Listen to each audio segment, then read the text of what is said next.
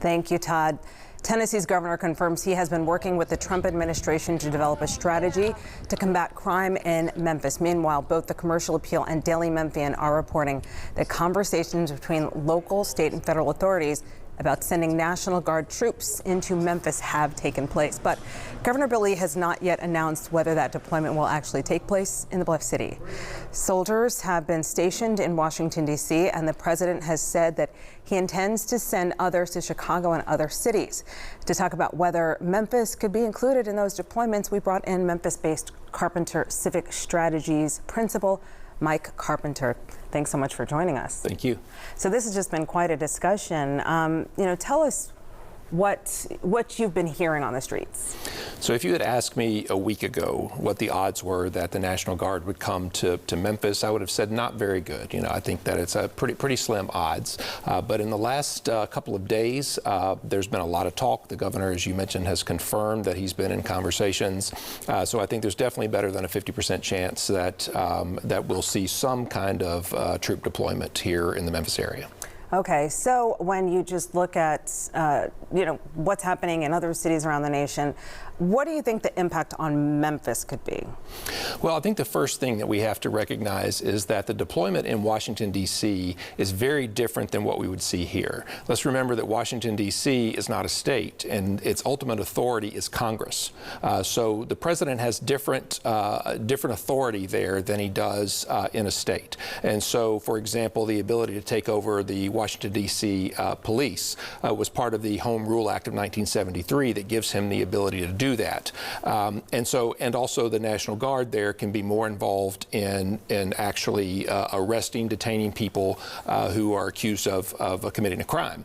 Whereas when the National Guard comes to Memphis, if they do, they're not going to have that same kind of authority. They're not going to be able to arrest people who commit crimes. They're not going to be able to barricade streets. They can guard federal buildings. They can help with other tasks, but it's not going to be the same law enforcement presence that we've seen in Washington, D.C. So you're saying state and local municipalities have more powers to circumvent, a National Guard takeover, like a complete takeover. Well, right. So states have certain rights in the Constitution, and we have laws about law enforcement and who can enforce those laws in the state. And so the National Guard is going to be limited, I think, in what they'll be able to do in Memphis and Shelby County. Okay, and would it just be mostly that the state has more control over what we can do, or do the locals have any power? Well, so we derive all of our power locally from the state. Okay, so definitely, I think the state can dictate a number of factors in how we handle crime in the state. For example, the governor's already said he's sending 50 more state troopers to town, which I think is potentially a good thing, because these are trained law enforcement officers who can take some pressure off of MPD in addressing the crime situation, and they can enforce the state laws that get enforced by MPD every day here in the community, whereas a National Guard presence wouldn't give us that same kind of enforcement ability. There's a mixed bag on how people view state, federal involvement versus local involvement. Mm-hmm. We've seen statistics come out locally that say that crime is down. So what do you think about the National Guard coming in and then these statistics?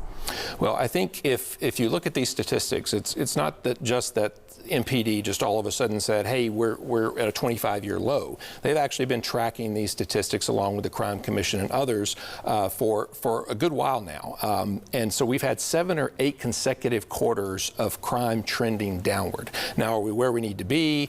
Do people feel safe? No, of course not. But the point is, this is not something new. We've been trending in the right direction, which means our law enforcement and our community organizations and our district attorney and our judges are doing something right in the criminal justice system to move the numbers in the right direction. So I think you have to think that if the Guard is coming here and they're being sent by the president, there has to be a little more politics to it than actual law enforcement or crime fighting. Okay, and now a letter from Senator Taylor and Representative Gillespie calling for a TBI audit of the crime stats. What do you think about that? Look, so the TBI gets these numbers from local law enforcement, and this has been going on for a long time. And they look at these numbers and they compile these statistics, and if they felt like anything was off, I think they would already be doing that, and they have the authority to do that. I think that, you know, that we need to trust these numbers. The Crime Commission, MPD, the Sheriff's Office, others who've been tracking this data have been doing it for a very long time, and there's no advantage to anyone to cook the books, so to speak. We really need to know what is happening to be able to get the resources and to deploy the resources to be able to impact crime for the sake of the community. You know, there's always been, and I don't know if you know the answer to this, but there have always been this commentary about that Memphis calculates its numbers different than other cities. Is that anything that you're familiar with? It is. So I actually served on the Crime Commission board for a couple of different stints in the past, back when I was on the county commission and with a local foundation. And so I can tell you that we actually report more than other communities do. So right, we're more transparent. More transparent, more classifications, for example. And I don't know if it's still the same, but it used to be with domestic violence. Some districts would report that as simple assault, rather than really looking at the domestic violence problem. We made a distinction between intimate partner domestic violence and simple assault, and so that we could tell, you know, what kind of domestic violence problem do we have. So we've actually always been more transparent in the reporting of our data. Do you think we need to report it like everybody else, or that's it, I guess? But what about the impact on our jails? Do you think this could have? Yeah, great point. So if if the National Guard, what we've seen in Washington, D.C., in fact, is that they've further backed up their courts there. Now, if they're not able to enforce the law here as they have in Washington, D.C., then maybe there's not much impact. But the more people we arrest for lower level crimes, the worse the conditions in the jail are going to get. And I think it's worth noting that experts estimate the cost of the National Guard in Washington, D.C. as $1 million a day. They've been there for 30 days or so. So imagine $30 million from the federal government being infused into reentry, into juvenile youth intervention, and other types of crime prevention programs, and what the impact that could have on our community. Wow. Okay. Thank you so much. Really appreciate you breaking this down for us. And you actually inspired our question of the day today. So thank you. And the Live at 9 question of the day, you can hover your phone camera over the screen, look for the yellow bar, tap it, and vote. What impact would a National Guard presence have on Memphis? Would it help or hurt?